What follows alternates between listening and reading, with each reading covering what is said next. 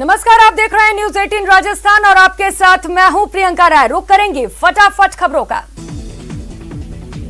प्रदेश में अनलॉक 3 की गाइडलाइन जारी हो गई है। नई गाइडलाइन में 25 से कम कर्मचारियों की संख्या वाले कार्यालय में 100% कार्मिक बुलाए जाएंगे।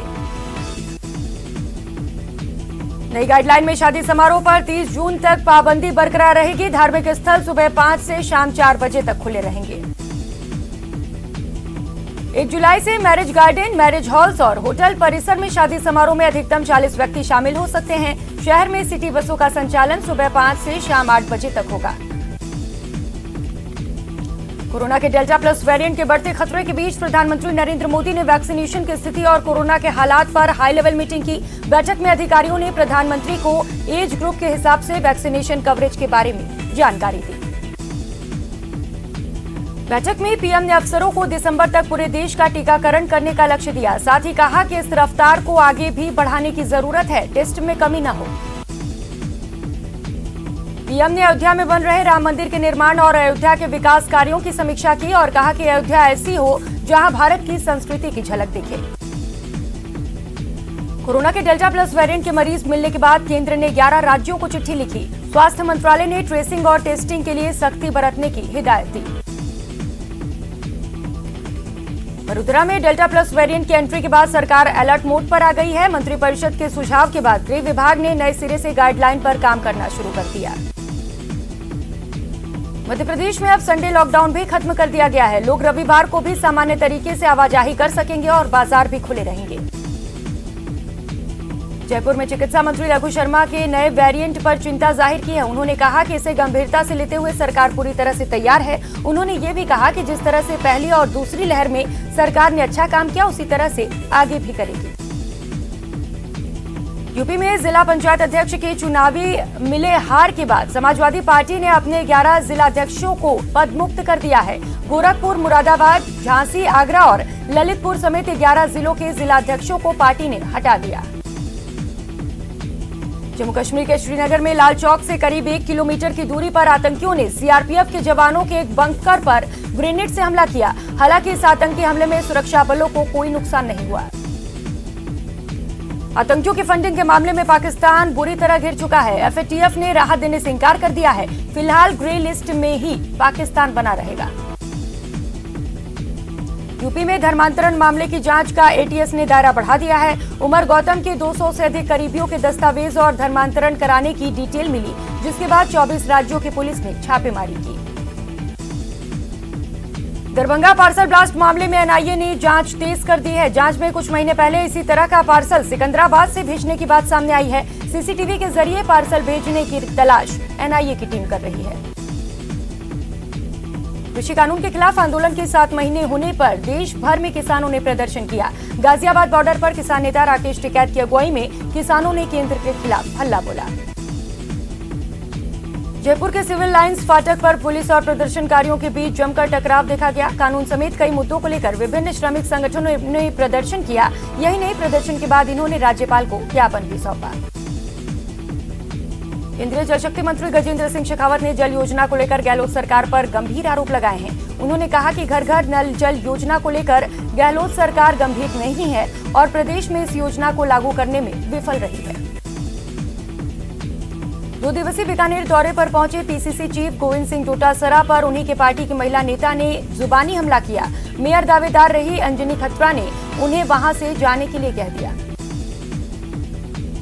गुर्जर आरक्षण संघर्ष समिति के संयोजक कर्नल किरोड़ी सिंह बैसला की अचानक तबीयत खराब हो गई। हृदय संबंधी बीमारी और सांस लेने में तकलीफ होने के कारण उन्हें हिंडौन के राजकीय अस्पताल के आईसीयू वार्ड में भर्ती कराया गया।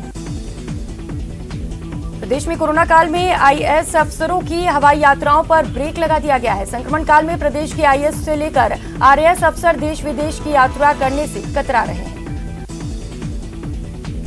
बूंदी के झालाजी में लोकसभा अध्यक्ष ओम बिरला ने मेज नदी पर बनी पुलिया का लोकार्पण किया। इस पुलिया को बनाने में लगभग 28 करोड़ 77 लाख की लागत आई है।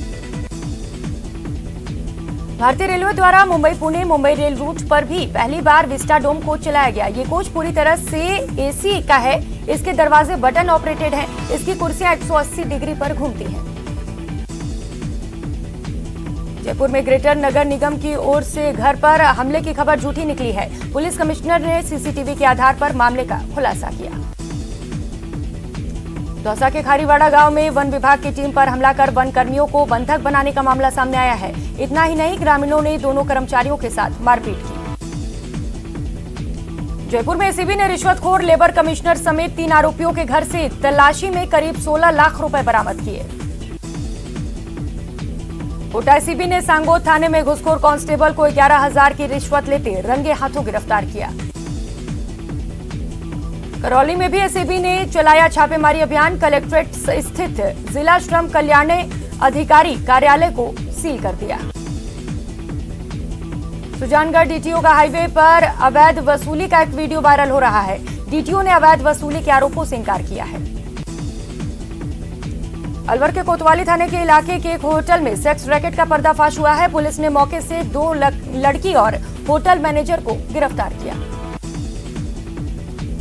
करौली के हिंडौन सदर थाना क्षेत्र के गेंदपुरा गांव में जमीनी विवाद में गोलीबारी, वृद्ध की हत्या करने और कई लोगों को घायल करने के मामले में पुलिस ने एक्शन लिया है। पुलिस ने 5 आरोपियों को गिरफ्तार किया। डूंगरपुर जिले की कोतवाली थाना पुलिस ने नारियल से भरे ट्रक चोरी के मामले का खुलासा कर दिया है। पुलिस ने कार्रवाई करते हुए 2 आरोपियों को गिरफ्तार किया। फेसबुक पर डॉन पन्ना भारी पड़ गया है। पिस्तौल के साथ फोटो पोस्ट करने पर युवक को जायल पुलिस ने गिरफ्तार कर लिया। धौलपुर के कंचनपुर थाना पुलिस ने डीएसटी टीम के सहयोग से 2 शातिर बदमाशों को गिरफ्तार किया है। आरोपियों के पास से एक पचफेरा और एक बंदूक के साथ 5 जिंदा कारतूस बरामद किए गए। बांसवाड़ा में सरकारी नौकरी के लालच में बड़े भाई ने छोटे भाई को मार डाला। इनके पिता की 2 माह पहले ही मौत हुई थी। मां ने अपने बड़े बेटे और बहू के खिलाफ पुलिस में एफआईआर दर्ज कराई। बाड़मेर के शिव कस्बे में दिन दहाड़े शराब ठेकेदार पर 1.5 दर्जन लोगों ने लाठियों व धारदार हथियार से जानलेवा हमला कर दिया। हमले में ठेकेदार गंभीर रूप से घायल हो गया। हिंडौन के सुरोट थाना क्षेत्र में नदी का नगला गांव में जमीन विवाद में एक ही परिवार के 2 पक्षों के बीच खूनी संघर्ष हो गया। मारपीट में 4 लोग घायल हो गए। कोटा के जवाहर नगर थाना इलाके में चोरों ने गेहूं के कट्टे पर हाथ साफ कर लिया। चोरों ने एक मकान में घुसकर गेहूं के कट्टे को लेकर फरार हो गए। चोरी की ये पूरी घटना सीसीटीवी में कैद हो गई। जोधपुर के नागौरी गेट थाना क्षेत्र के तेजा हॉस्टल में एक छात्र फांसी के फंदे से झूलता मिला है। छात्र डूंगरराम भोपालगढ़ के बुरंसचा गांव का रहने वाला था। भरतपुर के जुरहरा थाना क्षेत्र में खंबे से बांधकर चोरों की पिटाई का वीडियो वायरल हो रहा है। चोर हाथ जोड़कर गुहार लगा रहे हैं, लेकिन लोग उन्हें रस्सी और डंडों से पीटते नजर आ रहे हैं। अजमेर के विनायक ज्वेलर्स के मालिक राजेश सोनी पर शहर के व्यापारियों के साथ करोड़ों की ठगी का आरोप है। एक पीड़ित कारोबारी ने गंज थाना क्षेत्र में जौहरी के खिलाफ धोखाधड़ी का मुकदमा दर्ज करवाया। भरतपुर पुलिस ने गौ तस्करी के खिलाफ कार्रवाई करते हुए ट्रक से 23 गोवंश को छुड़ाया है। कार्रवाई के दौरान गौ तस्कर ट्रक को छोड़कर मौके से फरार हो गए। बीकानेर के गंगा शहर में बिल्डिंग हादसे के 5 दिन बाद नगर निगम ने अवैध बिल्डिंग को सीज कर दिया है। 20 जून को हल्की बारिश में निर्माणाधीन ढहने से 3 लोगों की मौत हो गई थी। अजमेर डिस्कॉम ने बिजली चोरों के खिलाफ बड़ा अभियान चलाते हुए 5 जिलों में ताबड़तोड़ कार्रवाई की। डिस्कॉम एमडी वीएस भाटी ने इस अभियान की खुद मॉनिटरिंग की और हरियाणा के ट्रांसफार्मरों से बिजली चोरी का बड़ा खेल पकड़ा। जयपुर के गोविंदगढ़ में बलेखड़ मोड़ के पास दर्दनाक सड़क हादसा हो गया। इस हादसे में कार सवार 3 लोगों की मौके पर ही मौत हो गई। कार सवार लोग सीकर से जयपुर जा रहे थे। मध्य प्रदेश के झालावाड़ दर्शन के लिए आ रहे श्रद्धालुओं की ट्रैक्टर ट्रॉली भालता क्षेत्र में NH 52 पर अनियंत्रित होकर पलट गई। हादसे में 4 साल के बच्चे सहित उसकी मां की मौत हो गई। 1.5 दर्जन से अधिक लोग घायल बताए जा रहे हैं। सीकर जिले के नीमका थाना इलाके के गणेश्वर के पास ट्रक और बोलेरो की आमने सामने भिड़ंत हो गई। हादसे में बोलेरो में सवार वकील की मौके पर ही मौत हो गई, जबकि एक व्यक्ति गंभीर रूप से घायल हो गया। पोखरण जैसलमेर रेल मार्ग पर सिलवी गांव की नाडी के पीछे ट्रेन की चपेट में आने से 9 ऊंटों की मौत हो गई। सूचना पर पोखरण पशु चिकित्सा अधिकारी मौके पर पहुंचे और जांच शुरू कर दी। भरतपुर के बयाना में रुदावल मेगा हाईवे पर निर्माणाधीन आरओबी के पास पत्थरों के ब्लॉक से भरा एक ट्रक पलट गया। गनीमत ये रही कि इस हादसे में कोई जनहानि नहीं हुई। भरतपुर के बयाना जलदाय विभाग के लापरवाही के चलते लोगों को पानी की समस्या से जूझना पड़ रहा है। बजरिया के लोगों ने बताया कि 2 महीने से पानी की समस्या बनी हुई है, लेकिन कोई सुध नहीं लेता। अलवर शहर के वार्ड नंबर 27 अखेपुरा मोहल्ला निवासी 1 महीने से क्षेत्र में पानी की समस्या को लेकर जलदाय विभाग कार्यालय पहुंचे। इस दौरान पानी की समस्या से अधिकारियों को अवगत कराया। धौलपुर में क्रय विक्रय समर्थन मूल्य पर गेहूं की बिक्री के लिए रजिस्ट्रेशन कराने पहुंचे किसानों को वापस कर दिया गया। बता दें कि 1 अप्रैल से 30 जून तक खरीद की जानी थी, लेकिन किसानों को अभी टारगेट पूरा हो जाने का हवाला देकर बाहर निकाल दिया गया। अजमेर के कोटड़ा इलाके में महाराणा प्रताप नगर के बाशिंदे अनियमित पेयजल सप्लाई से परेशान हैं। स्थानीय महिलाओं ने जलदाय विभाग के खिलाफ मटका फोड़ प्रदर्शन किया। कोरोना के नए वेरिएंट डेल्टा प्लस से कोटा में भी लोग डरे हुए हैं। नए वेरिएंट के समय पर पहचान के लिए खातोली कस्बे में 60 लोगों के सैंपल लिए गए। बीकानेर दौरे पर आए शिक्षा राज्य मंत्री गोविंद सिंह डोटासरा ने माध्यमिक शिक्षा निदेशालय में माध्यमिक और प्राथमिक निदेशालय के अधिकारियों की बैठक ली। मंत्री ने निदेशालय से जुड़े कार्य की समीक्षा की, आगामी योजनाओं की भी जानकारी ली। भारतीय जनता पार्टी धौलपुर की संगठनात्मक बैठक जिलाध्यक्ष श्रवण कुमार वर्मा की अध्यक्षता में आयोजित की गई। बैठक में मुख्य अतिथि भाजपा के पूर्व प्रदेश अध्यक्ष डॉक्टर अरुण चतुर्वेदी भी मौजूद रहे। श्रीगंगानगर के सूरतगढ़ नगरपालिका सभागार में एसडीएम की ओर से कोविड-19 जन जागरूकता को लेकर बैठक बुलाई गई, लेकिन बैठक पालिका अध्यक्ष और पार्षद के बीच हुई तीखी नोकझोंक की भेंट चढ़ गई। केंद्रीय कृषि राज्य मंत्री कैलाश चौधरी अपने संसदीय क्षेत्र के दौरे पर हैं। इस दौरान उन्होंने बाड़मेर जिला मुख्यालय स्थित जाट चैरिटेबल ट्रस्ट में भाजपा जिला कार्य समिति की बैठक को लेकर आगामी रणनीति तैयार की। केंद्रीय मंत्री अर्जुन लाल मेघवाल डूंगरपुर जिले के दौरे पर हैं। अपने दौरे के दौरान केंद्रीय मंत्री मेघवाल ने शहर के विजया राजे सिंधिया ऑडिटोरियम में भाजपा जिला कार्य समिति की बैठक ली। कैबिनेट मंत्री साले मोहम्मद इन दिनों जैसलमेर के दौरे पर हैं। इस दौरान कैबिनेट मंत्री निजी आवास पर जन सुनवाई की। जयपुर में पूर्व उप मुख्यमंत्री सचिन पायलट से मीणा समाज की महिलाएं मिलने आई। मीणा समाज की महिलाएं पायलट के जयपुर निवास पर आई थी। इस दौरान महिलाओं ने अपनी पारंपरिक गीत को गाया। आर्थिक तंगी से जूझते जयपुर ग्रेटर नगर निगम ने अपनी आमदनी बढ़ाने के लिए नया विकल्प तलाशा है। अब शहर में कई नए पार्किंग स्लॉट्स डेवलप किए जाएंगे। अंतर्राष्ट्रीय नशा मुक्ति दिवस के अवसर पर कोटा शहर पुलिस द्वारा एक कदम नशा मुक्ति की तरफ पर वेबिनार का आयोजन किया गया। जोधपुर के जयनारायण व्यास विश्वविद्यालय में 2 दिवसीय राष्ट्रीय वेब संगोष्ठी का आयोजन हुआ। वेबिनार का शीर्षक बदलते सामाजिक एवं आर्थिक वातावरण के कारण उच्च शिक्षा की चुनौतियां हैं। Ajmer police range IG S Singathir ने सीओ नॉर्थ कार्यालय का निरीक्षण किया। इस दौरान उन्हें गॉर्ड ऑफ ऑनर दिया गया। बीकानेर में शिक्षा राज्य मंत्री गोविंद सिंह डोटासरा ने छात्रावास भवन का उद्घाटन किया। इस दौरान ऊर्जा मंत्री, उच्च शिक्षा मंत्री और खाजूवाला विधायक भी मौजूद रहे। जयपुर के झोटवाड़ा के वार्ड 43 में निवारू रोड बाईपास पर टूटी हुई सड़क की जेडीए ने सुध ली और नई सड़क बनाने का काम शुरू कर दिया। जोधपुर के फलौदी से एक वीडियो वायरल हुआ है, जिसमें एक लंगूर बुजुर्ग महिला के सिर पर प्यार से हाथ फेरते हुए उसे गले लगाते नजर आ रहा है। वायरल वीडियो इलाके में चर्चा का विषय बना हुआ है। उदयपुर में एक युवक ने भालू की चहलकदमी अपने मोबाइल में कैद कर ली। उदयपुर के पास रामा गांव में पहले भी 1-2 बार भालू देखे गए हैं। राजस्थान के बीकानेर में कोरोना डेल्टा प्लस वेरिएंट का पहला मामला सामने आने के बाद राज्य सरकार अलर्ट है और एहतियातन कदम उठाने के साथ ही डेल्टा प्लस वेरिएंट के सैंपल की जांच तेज कर दी गई है। ये जो डेल्टा प्लस वेरिएंट आया है, ये बीकानेर में अकेले केस के रूप में आया, लेकिन बराबर सैंपलिंग का काम हमारी जो लैब बनी है, जिन्होंने सीक्वेंसिंग की, उसमें हम कर रहे हैं। तो टाइम पे कौन सा वेरिएंट आया है और उसका कितना प्रभाव घातक होगा, इसका हमको मालूम पड़ जाएगा। उसी हिसाब से हम लोग इंतजाम भी करेंगे। डेंजर डेल्टा प्लस को लेकर सरकार अलर्ट। बीकानेर में बनाया गया कंटेनमेंट जोन। कॉलोनी के अंदर 130 से 20 के आसपास हमने टीमें लगा रखी है। वो घर घर सर्वे कर रही है। जहाँ भी ILI या कोई सिम्टम्स वाले पेशेंट मिल रहे हैं तो उसी टाइम उनका टेस्ट किया जा रहा है। डेल्टा प्लस वेरिएंट के सैंपल कलेक्शन में तेजी, डेंजर डेल्टा पर पूरी तैयारी। ये बहुत ही एग्रेसिव वे में ये वेरिएंट स्प्रेड कर सकता है। अगर ये स्प्रेड जैसा 40 केसेस अभी हमारे कंट्री में आ चुके हैं, महाराष्ट्र मध्य प्रदेश में पाए गए हैं, हमें हर हालत में डेल्टा प्लस के स्प्रेड को रोकना है। कोरोना के नए वेरिएंट डेल्टा प्लस के राजस्थान के बीकानेर में दस्तक देने के साथ ही राज्य सरकार अलर्ट मोड में है। राज्य सरकार के निर्देशों के बाद बीकानेर प्रशासन एहतियाती कदम उठा रहा है। जिले पर स्वास्थ्य विभाग की पैनी नजर बनी हुई है। संबंधित इलाके को कंटेनमेंट जोन बनाकर सैंपलिंग की जा रही है।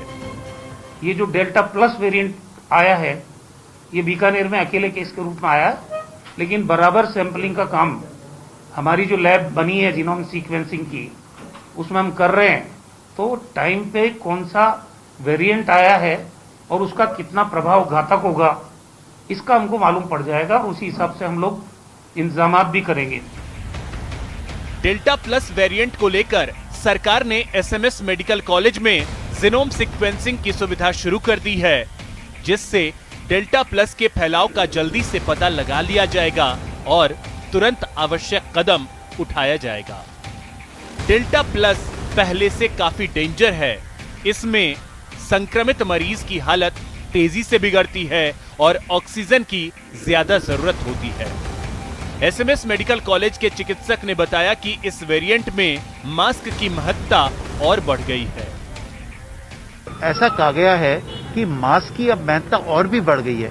हमें पता नहीं कि हम कहीं भीड़भाड़ एरिया में गए और किसी को एसिम्प्टोमेटिक डेल्टा प्लस वायरस है, और इसीलिए मास्क की उपयोगिता अब पहले से बहुत अधिक हो गई है। और चूंकि ये बहुत जल्दी कॉम्प्लिकेशन करता है, पेशेंट जल्दी सीरियस हो सकता है, ऑक्सीजन रिक्वायरमेंट ज्यादा होगी, पेशेंट को वेंटिलेटर की आवश्यकता पड़ सकती है, पेशेंट को हार्ट और ब्रेन में ब्लड क्लॉट बन सकता है।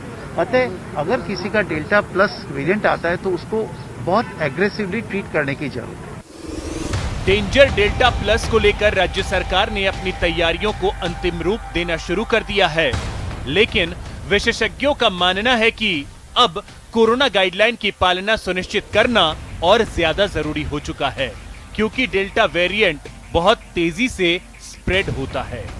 सौरभ गृहस्थी, न्यूज़ 18 राजस्थान, जयपुर। और खबरों में आगे बढ़ेंगे। रिश्वतखोरों के खिलाफ ACB ताबड़तोड़ कार्रवाई कर रही है, जिसमें शुक्रवार को रिश्वत लेते धरे गए लेबर कमिश्नर समेत 3 आरोपियों पर ACB ने शिकंजा कसना शुरू कर दिया है।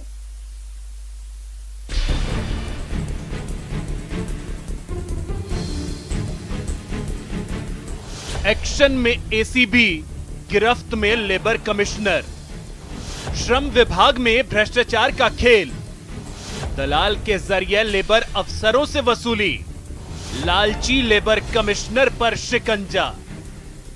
ACB ने श्रम विभाग के लेबर कमिश्नर, एक अधिकारी और दलाल को रिश्वत लेते धर दबोचा तो भ्रष्टाचार का पूरा खेल सामने आने लगा है। इस पर ACB ने कल कार्रवाई करते हुए और 2 व्यक्तियों को जो दलाल का काम कर रहे थे, उनके द्वारा 3 लाख रुपए की रिश्वत राज्य श्रम आयुक्त श्री प्रतीक जाजड़िया को देते हुए गिरफ्तार किया। श्री प्रतीक जाजड़िया भारतीय पोस्टल सेवा के अधिकारी हैं और राजस्थान में डेपुटेशन पर हैं। और जो रिश्वत देने वाले लोग हैं उनमें एक तो दलाल है अमित नाम का व्यक्ति, और दूसरा रवि मीणा नाम का एक अधिकारी है जो राज्य आर्थिक सलाहकार परिषद में OSD का काम करता है। ACB के गिरफ्त में आए लेबर कमिश्नर प्रतीक झाझड़िया दलालों के जरिए हर जिले के लेबर अफसरों से मंथली रिश्वत ले रहा था। श्रम विभाग के अफसर अच्छी पोस्टिंग लेने और अपने खिलाफ चल रही जांच को खत्म कराने के लिए रिश्वत देते थे। राज्य के विभिन्न जिलों में जो जिला श्रम अधिकारी है उनसे मंथली रिश्वत के रूप में जो श्रमिक कल्याण के लिए जो राशि है उसमें से कट के रूप में लेकर के और नियमित रूप से रिश्वत देते हैं। बड़ी भारी मात्रा में रिश्वत ली जा रही थी। प्रतीक झाझड़िया समेत तीनों आरोपियों के घरों की एसीबी ने तलाशी ली और करीब 16 लाख रुपए बरामद किए हैं। हमारी टीम मांगीलाल डीवाईएसपी, राजेश दुरेजा के डीवाईएसपी, इनके नेतृत्व में एक कार्रवाई की गई है। और कल की सर्च में एक तो रमेश मीणा जो वहाँ करौली का इंस्पेक्टर है, उनके घर में करीब 10 लाख का कैश मिला है। और प्रतीक जाजड़िया जो श्रम कमिश्नर है, लेबर कमिश्नर है, उनके घर में करीब 5 लाख के आसपास कैश मिला है। कल जयपुर में 3 जगह, सवाई माधोपुर, दौसा और करौली में सर्च की गई है और 3 लोगों को अरेस्ट किया गया है, प्रतीक जाजड़िया, रवि मीणा और अमित शर्मा को। लेबर कमिश्नर प्रतीक जाजड़िया, अधिकारी रवि मीणा और दलाल अमित शर्मा पर एसीबी ने शिकंजा कसना शुरू कर दिया है। मिली जानकारी के मुताबिक अब एसीबी जिले में तैनात लेबर अफसरों पर शिकंजा कस सकती है। न्यूज़ 18 राजस्थान के लिए जयपुर से सौरभ गृहस्थी की रिपोर्ट। उधर बीकानेर में शिक्षा राज्य मंत्री गोविंद सिंह डोटासरा ने छात्रावास भवन का उद्घाटन किया। राजकीय नेत्रहीन छात्रावास उच्च माध्यमिक विद्यालय का भवन है। इस दौरान ऊर्जा मंत्री, उच्च शिक्षा मंत्री और खाजूवाला विधायक भी मौजूद रहे। डोटासरा ने कहा कि जल्द ही विद्यालय के भवन को भी रिपेयर कराया जाएगा, वहीं पदों को बढ़ाने की मांग भी पूरी की जाएगी। मांग थी से सीट बढ़ाने की, वो हमने कह दिया। सोलर लगाने की बात की तो लिग्नाइट वालों को कह दिया कि भाई आप CSR से वो लगा दीजिए, उन्होंने हाँ भर लिए। और हमारी सरकार की तरफ से जो यहाँ से डिमांड जाएगी कि इतनी सीटें बढ़ा दो, उतनी सीटें हम लोग बढ़ा देंगे।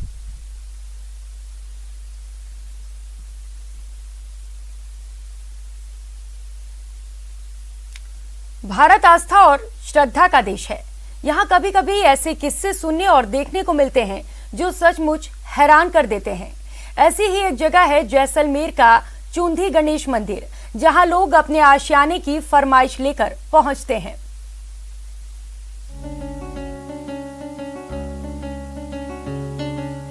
ये क्या? ये सब पत्थरों से घर क्यों बना रहे हैं? यहाँ कोई खेल चल रहा है क्या? जी नहीं, ये सभी अपने लिए आशियाना बनाने की तैयारी में हैं। घर बनवाने के लिए लोग या तो मिस्त्री से संपर्क करते हैं या फिर आर्किटेक्ट के पास जाते हैं। लेकिन जैसलमेर से 12 किलोमीटर दूर एक जगह ऐसी है जहां आशियाना बनाने के लिए लोग भगवान गणेश के दरबार में अर्जी लगाते हैं। जी हाँ, चौंक गए ना? बरसाती नदी के बीच बना ये चूंधी गणेश मंदिर है और ये सब दूर दूर से आए हुए श्रद्धालु। एक विश्वास है लोगों के अंदर, वो ऐसा है कि जो भी अपनी मनौती यहाँ मांगते हैं वो पूर्ण होती है। और कई लोग अपने घर बनाते हैं यहाँ, और कई लोगों ने आके यहाँ पिछले 20-25 साल से मैं भी जुड़ा हुआ हूँ, तो यहाँ जब लोगों को देखता हूँ कि आके अपना घर बनाते हैं और बनाने के बाद वो वापस आते हैं कि हमारा घर बन चुका है, तो मतलब एक आस्था बढ़ जाती है लोगों। यहाँ पर ये पत्थरों से मकान बनाए जाते हैं और जो भी मकान यहाँ बनाकर जाता है वो जैसे ही बनाएगा और वैसे ही उसको उसी हिसाब से मकान मिलेगा। हमने भी यहाँ बनाया था और हमारे अब 2 प्लॉट हो चुके हैं। आप मकान बनाते हो यहाँ पे इधर, तो वो आपका भविष्य में आपके लिए उसी टाइप का मकान आपके लिए भगवान गणेश दाता आपके घर में, आपके सिद्धि रिद्धि के दाता आपके घर में आपको ऐसा ही मकान तैयार करके देते हैं। इसलिए आज गणेश जी महाराज, चूंधी गणेश जी के महाराज की हम मान्यता के शुभ अवसर पर हम गणेश जी के जैसलमेर में। इस मंदिर के महत्व का अंदाजा इसी बात से लगाया जा सकता है कि यह मंदिर करीब 1400 साल पुराना है। कहा जाता है चंवद ऋषि ने यहाँ 500 साल तक तप किया था, इसलिए इस स्थान का नाम चूंधी पड़ा था। यहाँ कई ऋषि मुनियों ने तपस्या कर इस स्थान के महत्व को बढ़ाया है। यहाँ श्रद्धालुओं का तांता लगा रहता है जो गणपति बप्पा से अपने अपने आशियाने के लिए फरमाइश करने पहुँचते हैं। घर बनाने की मान्यता तो ऐसा है, यहाँ पर आप जो कई देख रहे हो घर बने हुए, और लोग घर यहाँ किस लिए बनाते हैं कि अपना घर बन जाओ। मैंने भी आज अपना ये घर बनाया है, तो मैं भी सोचता हूँ मेरे को एक होटल टाइप रूम बनाना है, तो आज बनाया, तो भगवान करेगा मेरे भी होटल एक अच्छी बन जाएगी। नदी के अंदर जो भी मकान बनाता है तो उसका मकान जरूर बनता है, ये यहाँ के लोगों की श्रद्धा है। मान्यता ये भी है कि हर साल गणेश चतुर्थी से पहले यहाँ बारिश होती है और सभी देवता मिलकर गणेश जी का जलाभिषेक करते हैं। मंदिर के दोनों तरफ 2 कुएं हैं। कहा जाता है इनमें माँ गंगा का जल आता है। यहाँ से लोगों की अटूट आस्था जुड़ी है। यही वजह है कि दूर दूर से श्रद्धालु यहाँ पहुँचकर पत्थरों से घर बनाते हैं ताकि भगवान गणेश उनकी घरवाली मनोकामना पूरी कर सके। जैसलमेर से न्यूज 18 के लिए श्रीकांत व्यास की रिपोर्ट। और बुलेटिन में वक्त हो चला है छोटे से ब्रेक का, लौटेंगे फौरन।